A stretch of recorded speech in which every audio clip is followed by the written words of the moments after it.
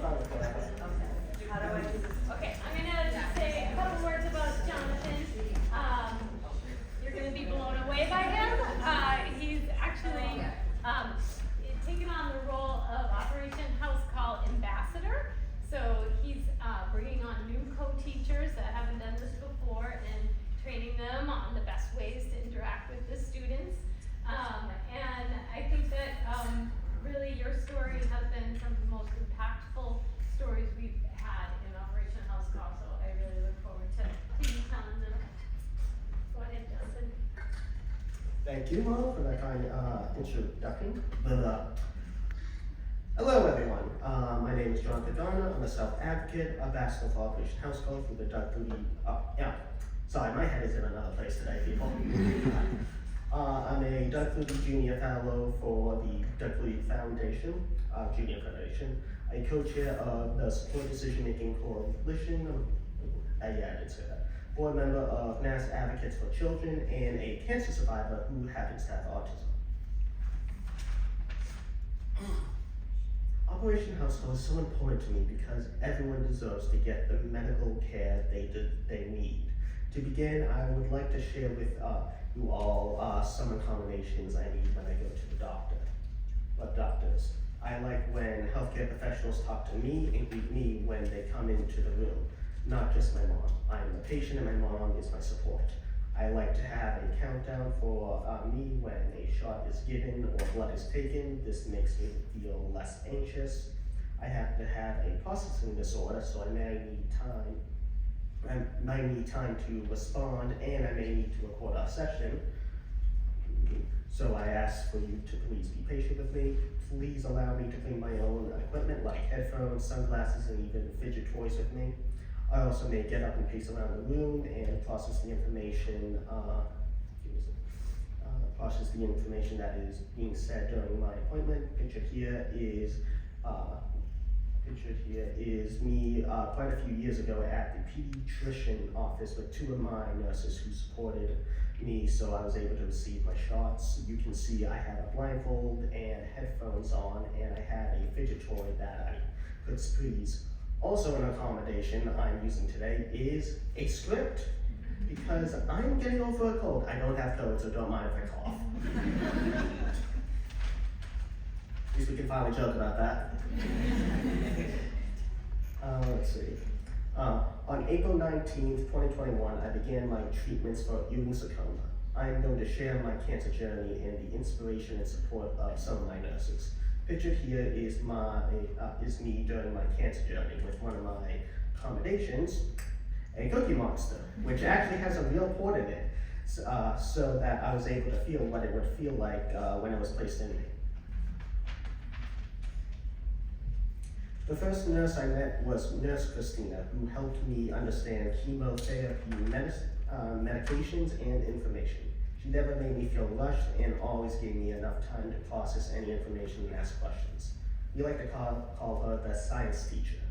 Christina took a great interest in my work and things I was passionate about. She told me this has not been an easy journey, but through it all, you have demonstrated strength, resilience, and determination. You maintained your sense of humor and have been honest with your feelings and validations.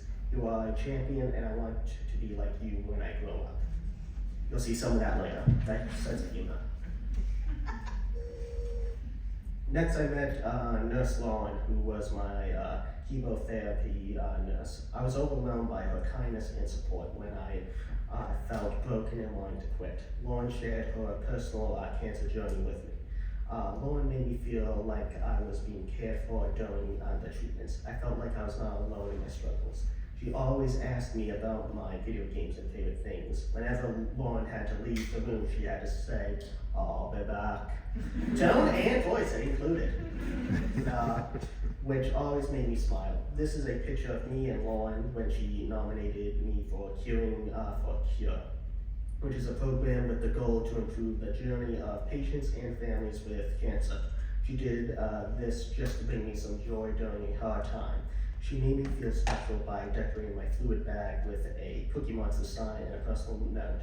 When I was almost done with chemotherapy, Lauren told me and my mom that she would be leaving infusion and moving to a different department. I had grown to trust Lauren and decided to give her my cell number to stay in contact. Lauren continued to visit me during my cancer journey since as of my 6th time receiving the drug that was called the Red Devil, and on the last day of chemotherapy. I was happy to have Lauren there to celebrate with me and meet the rest of my family. Now that I'm in recovery, we are still connected. This is a picture of the backpack that Lauren decorated for me. The signs she made that reads "Keep calm and num num num" with Cookie Monster on it. This picture is us saying goodbye on her last day of chemo as a chemo nurse. Sorry, allergies. Yeah, I know. This is my nurse, Judy Ann. Judy Ann stepped in to assist me. One second. There we go. Sorry, I had a cough drop in my mouth. This is my nurse, Judy Ann. Judy Ann stepped in to assist me when we could not find someone else to access my port at home. She did this all because she wanted to provide me with some time at home during the weekend and on my short weeks of chemo. Because I was getting homesick, this allowed me to get some more rest at home and avoid daily commutes to Boston. She did this all after a long day of work herself without pay, because she just wanted me to feel better. Judy Ann would always tell me, Jonathan, we are all here for your physical well-being and to support you emotionally as well. We all love you and are going to work together to make you completely well. This is a picture of me resting at home thanks to Judy Ann, and then this is Judy Ann and I, one of my chemo treatments when she came down to visit me, and finally this is Nurse Judy Ann administering me a shot while I was at home. She's just a true angel and one of the kindest people I know. This is my nurse, David. David took the time on lunch breaks to come down and visit me during chemotherapy. He would sit and read manga with me and talk about WWE with me. And often I would ask him why this has happened to me. One day he told me he had the answer I was looking for. This is what he said. It is because we need to meet people like you that are genuine and grateful and show us what can be accomplished despite the adversity you face in your life. This picture is of me and David when he came down to visit me one day during my infusion. He also was the nurse that taught me a strategy that has become one of my combinations for getting my blood taken and shots that help me with my anxiety. My medical team spent the time getting to know me, muscle memory is fun. But my medical team spent the time getting to know what supports I needed and why I need them. This all made it possible for me to trust my medical team with my body and life. They are my heroes. My current medical team is like family to me, and I am now 2 years cancer-free. During my last visit this November, we were all talking about how challenging my treatments was. And I told them that I would do it all over again because it brought them into my life. I know whatever health issues I may have, I am blessed with the best medical team that I consider family. I love them and I know they love me too. Thank you. And before you start clapping, because I know that was about to come. or I guess my ego's just too big. This is the part where I break out of the script. This is a quote on this slide that is what my nurse Christina told me on my 2-year checkup. I am not just a part of your team through your cancer journey, but I am here for your lifelong journey. Well, thank you, and any questions?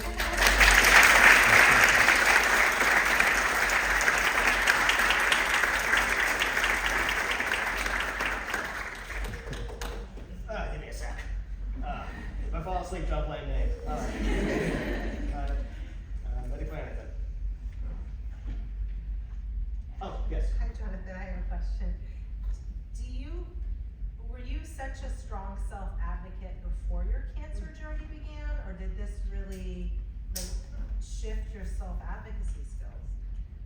It definitely got me more involved with it. Honestly, when I was starting, would you say that I started becoming more advocate-wise when I was 16? When I started mentoring? Yeah. Yeah, so I would say the real start of me slowly doing it, and then cancer just basically snowballed it into a fast-paced motion that I still can't stop to this day. But Fill in a few blanks. I was down to. Okay. That's how we want people. So it started off with me going to one of the schools to advocate for, well, not advocate, but to mentor one of the kids at school with usual that have a disability. That later snowballed into me getting a job at my local ARC for being a mentor to young kids with who happens to have autism. And then eventually I got cancer, couldn't do it anymore, and then, well, a lawyer reached out and I became the kid I am. Please fill in any details that I missed. Yeah, so, no, he had a vision, he was homeschooled from the age of 8 until he was sick with cancer at, 18. And his vision was, do you wanna tell them what your vision was at the age of 13? First things first, I see you, so I don't. Oh, I want you to finish that, but I was actually hoping, because I was trying to remember, I know you have a strange, not a guardianship, but a Yeah. legal document that helps you. We'll get to the question in a second. That's what I was gonna say. So, at 13, At 13, my vision was to basically help anyone I basically could because, long story short, I had a lot of issues growing up, not because of my mother. Or my father. Not my dad.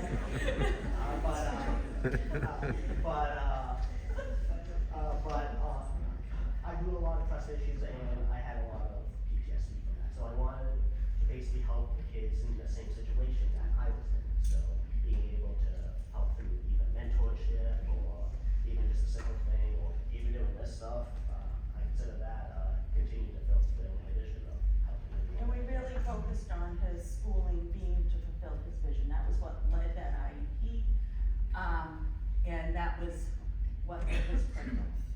So, and then he got sick with cancer, and yes, it did snowball into him having to, he advocated for himself when it took 3 MRIs to find out that he had cancer, because the first 2, he kept telling them that, do you wanna tell the story or do you want me to? It's up to you. I'm fine with that. Okay. So basically, I went into constantly because there was something going on with my foot or leg. Honestly, you could tell because it was swollen leg, and I was keep getting denied by plenty of healthcare professionals that basically said, "Oh, it must be the autism." When I'm telling them, "No, my leg is in constant pain," and forgive me if I'm saying all this No, you're doing fine. but it happened over and over and over again until finally one doctor looked me straight in the eyes and saw that not only my leg was inflamed but bigger than the other, but looked me in the eyes and said, "Jonathan, I do not know what's going on, but I'm gonna help you figure this all out." Through that, I eventually I went through 3 MRIs because the first 2 I was in too much pain in my lower back where the cancer is, and that we found out later. But the only reason why I took 3 times is because 1, my back was in so much pain, not because of the loud noises or the lights, but because of that table. I'm pretty sure everyone here knows about MRIs and the flat surface and everything like that. It was very painful and all that stuff. It basically felt like, for me, it felt like a knife getting in. Doesn't feel like that anymore, so that's good for the 6 months I had to go back. And what happened, you would tell the technicians? I would tell the technicians what was going on, and they would just dismiss it, saying, "Oh, it must be the autism. Well, give him IV program. Oh, give him this and that and that." Give him Ativan, the next time, just load him up with Ativan, he'll be fine, he'll fall asleep and he'll be fine. And Jonathan kept telling them, my back is what hurts me. Yeah, and I eventually just told him, just knock me out for the test. Yeah. And more comfortably, but that basically from that, and that's how I found out about doing some, and then eventually, yeah. And he advocated for himself, Yeah. I was there to support him. It was on a Zoom, remember with Dr. McGinnis, we Yeah. did it on a Zoom because it was COVID. I was next to him almost like your mother was on the other side of the phone, which I love that story. And I was next to him, but he did he needed to speak for his own self and say, this is why I cannot sit still. I need to be put asleep to have this done. That's how bad it was. And she listened. Yeah, like, I still can't be grateful for that, because honestly, we could have missed that for like 6 months. Yeah. And then for some reason, someone canceled. But yeah, though, wanna know how long all that process I just said took? Not 1, not 2, not 3, and no, I'm not talking about days, I'm talking about months, people. 5 months.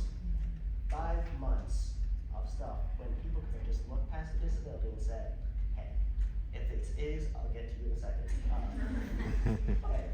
Hey, I'm keeping it up. I'm tired, I'm so sorry if I You're doing need great. to. Keep going. Doing great, bud. Go What? ahead. I see you're doing great. Yeah, but yeah, it basically snowballed, what was I gonna say? Took 5 months. It took 5 months in total. If they just looked past the fact that I was autistic and all that stuff and said, hey, maybe if he is crazy, let's show him he's crazy instead. But at the end of the day, either way, if you're just gonna push someone aside with a disability, that makes no sense. What if it is actually something wrong? What if it is cancer in my case? I always say, look at the facts of the situation, and if the facts are saying, hey, this must not be, maybe there's something more to it, and maybe it's not in the right place, that's it, flaming it. Alright, so, your question was about support decision making, correct? Support it, yes. You're the only person I've ever heard talk about it. Okay, I'll do a quick thing and then I'll get to you. Okay. Unless we don't have time for that. Yep, go right ahead, start with your supportive decision making. I'm just gonna keep it brief because, geez, I could talk on and on about That's this. okay. But, support decision making is an alternative to guardianship, but the person, me, you can tell I've done this plenty of times, but, it's the, person, well, basically, I run my life like how a CEO would run it. For example, here, is there chocolate there? Oh, thank God. Okay. I am so sorry if I screw it up. Let's move this place up. So, we're gonna put me up here, and we're gonna represent me with, me. So, this is how I usually like to describe support decision making, similar to how a CEO is. And don't mind if it looks like a field and it's not him, it's me. So, I have people that I would go to for specific tasks. So, let's use my mom, for example, for worry support, since I usually have a lot of that. Then there's financial support, which is a very important one that I would like to talk about. And no, it's not about people giving me money. And finally, friendship. I'll just put an S there so I know. So, for worry support, basically, if I'm having like a lot of worries and all that stuff, and I need someone that I know for a fact wouldn't judge me at all, I think we all want that type of person in our lives. I would go to, for example, my mom, for any type of worries, no matter how big or small or any of that stuff. That would explain that, right? Yeah, first one. Okay, now for the important ones, for this stuff, so that way it doesn't sound like